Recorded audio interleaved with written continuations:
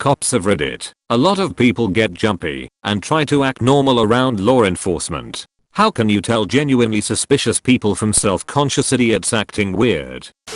Another police officer, England. Here. For me it's the little signs that give a criminal away. The sideways glance as you drive by them. The I'm going to a mate's house stock answer they always give when you ask them where they are going. And also the mannerisms they display when challenged. After a while you can pick the criminals out with relative ease and a few well-placed questions, and a lot of the time you are dealing with repeat offenders. So you get to know faces as well.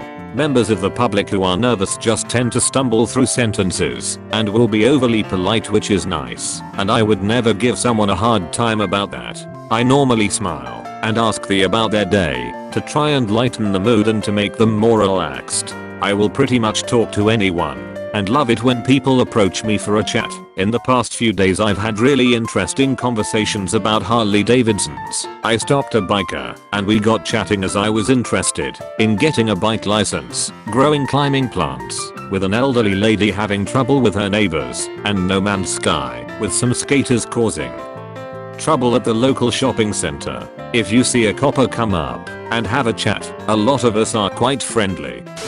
Once you start interacting with someone you can very quickly tell if something is up. Yeah, people are sometimes nervous around cops, but it's a very different nervous than oh shit I have a kilo of coke in the back. There are also other indicators present when criminal activity is involved. It all adds up to grounds for arrest. The only time I've had a false positive is a kid who was so nervous he lied about his name and gave his brother's info instead. He wasn't drunk, wasn't trafficking, wasn't committing any offense other than driving with a broken headlight. The only reason he was detained so long is cause he lied to us about his identity, and of course we are thinking what's he trying to hide? Turns out nothing. We spent 45 minutes finding a whole lot of nothing. I got pulled over for speeding and the cops asked to search my car out of the blue. I politely refused and had to wait over 45 minutes for a K9 unit to show up and obsess over my car before they would let me leave. After I asked why did I get singled out, I was told my eyes were red. I wear contacts. It was a dry cold day after a 12-hour shift. Fuck me right. The first cop was visibly furious that I did not have drugs on me. He glared at me so hard. If you are in law enforcement, please don't be like that guy. I was very cooperative and polite during all of it. BTW. I was waiting to cross an intersection on foot when a cop car pulled up to the light about 6 feet from me. The K9 in the back stuck its head out of the window and started barking at me. I froze and thought, oh shit. Do I have weed on me? I haven't smoked weed in over 15 years. Whenever I have a cop next to me while driving I start picking my nose. The way I see it, the cop sees me picking my nose and thinks I have nothing to hide. Just a guy acting casually, yeah no? Police officer here. Lots of people are nervous around police. That's perfectly normal. We can typically gauge a I'm nervous around police or talking to police person from a I'm nervous I just committed a crime. I will say that teenagers will run from the police for even the most minor things. I think movies and TV plays a big factor in it. We can approach some teens smoking cigarettes, weed or drinking, none of which we consider a big deal, simply to tell them that we got a neighborhood complaint and want them to stop said nuisance. Sometimes we just approach them to ask if they saw the real criminal go by. I honestly don't care if you have a weed grinder in your pocket and a roach you're saving for later. Just don't run. Another thing, just because someone looks suspicious doesn't mean they are up to no good. So if there is no crime, you can't be arrested. A good police officer will calmly approach people and talk to them normally, suspicious or otherwise. As long as you keep your hands out of your pockets you'll be okay. Big officer's safety concern. I'm a police officer in a busy city, not a sleepy town with bored police. We have enough real crime to deal with that we don't just break up parties and give teenagers tickets for frivolous things. We were all kids once. I consider running from police one of the stupidest risks you can take with your life and well-being.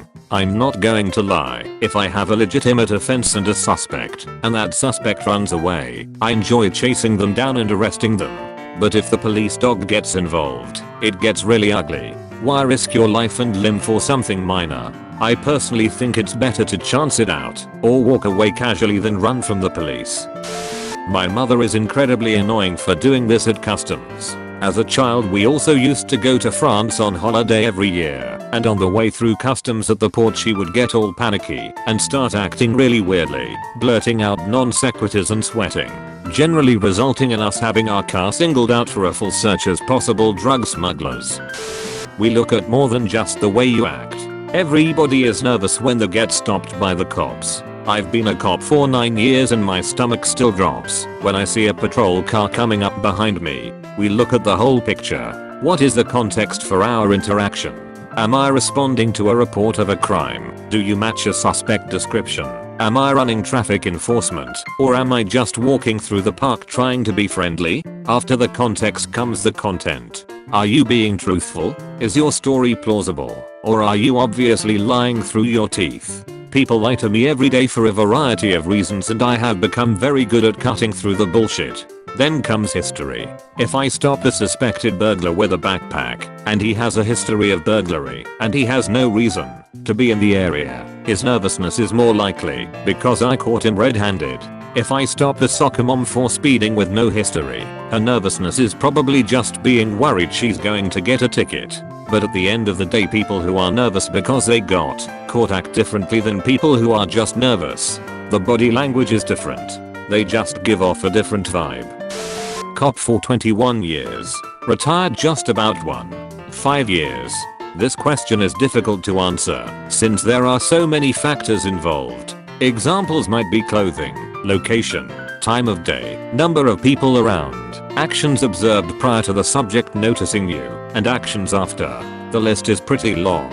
An easy one is laughter. Generally, if someone is giggling like a school kid and surrounded by others, they are typically just nervous, but aren't worried about your presence. It's when you see someone joking around and they suddenly freeze up when they notice you. Those would be the people I'm interested in. Sweat is another good indicator of truly suspicious behavior. You would be surprised how much people sweat when they are trying to hide something. This goes along with trembling. Although I've stopped 16-year-olds who are just flat out scared they did something horrible and shake like they are having withdrawals, I've also stopped kids who were trembling because they actually are hiding something. This goes back to considering all the other factors I brought up in the beginning. Eye contact is another indicator, but can be tricky. Someone who is incredibly worried about your presence may stare at you the whole time, watching your every move, either looking for a chance to get away or watching to see if your next move is towards him/her. On the other hand, no eye contact at all, especially during a traffic stop or a street contact, is a pretty good indicator you are petrified of being caught. There is no telltale sign, but there are many indicators. The more experience you have, the more you can spot trouble. And one huge factor is your gut instinct. More times than not, if you feel it, you are probably right. I'll probably get wrecked for being the only cop answering this, but I just thought I would chip in. Suspicious people focus on how they are guilty. If they are holding, they keep putting their hands in their pocket. If they've got a concealed gun, they'll keep touching the clothing over it. If they are driving and they've had too much to drink, they'll put their hands over their mouth to smell their own breath. Do you know why I stopped you? I didn't do anything wrong. Nervous people make bad jokes. Do you know why I stopped you? I know it's not because I'm a child molester, because you can't see the kids in the trunk, haha. I mean, that was a joke. Sorry. As not a cop, I have a story. My uncle hammered into me, act like you belong.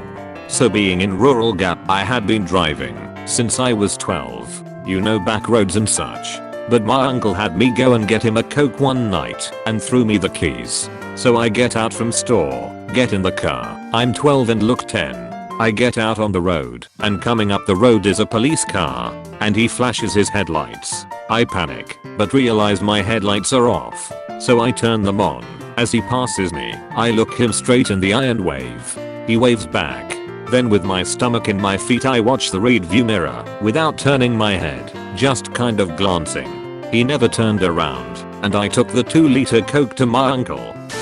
Throw away because I'm a cop. In my experience, nervous people who are just 9 to 5 average Joes driving home from work are a little shaky and nervous, but wait to respond to your questions. They might have stupid answers or not be thinking straight, but it is fundamentally different from a sketchy nervous person. A sketchy nervous person will start talking before I can even introduce myself and the reason for the stop. Officer, I was speeding because my grandma just lost her cat and I'm going to her house with my 3 gangbanger friends and a couple of large bags because we are going to help her find her dog.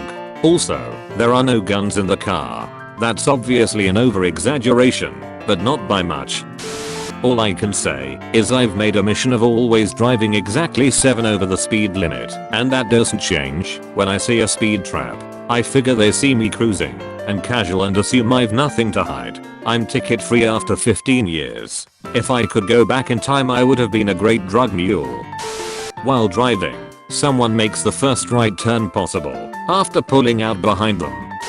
In 7 years of being a cop I never learned any hard and fast rules, but one thing that stuck out to me is that the innocent folks were usually both cooperative and upset at the same time. I'd give them the cliche talk of everything will be fine if you've done nothing wrong, and 99% of the time innocent people were cooperative, but vocally upset at being accused or investigated for a crime. Not that I blame them, that sucks. One example that sticks out to me is a traffic stop I made. I pull over in SUV full of college students. This SUV had made a big swerve into the oncoming lane as I was right behind it. I stop it, and when I approach the car the smell of alcohol is overwhelming. The driver had turned 21 that day. She was visibly shaking and dropped her license as she handed it to me. She insisted several times that she had not been drinking and was just the designated driver. Yeah right. DD on her 21st birthday with all of her friends. Bullshit. I have her exit the car to do field sobriety tests. She tells me I'm clumsy, so I don't know how I'll do, but I swear I haven't been drinking. You're wasting your time. Sure. Okay. Fails the one-legged stand. Fails the walk and turn.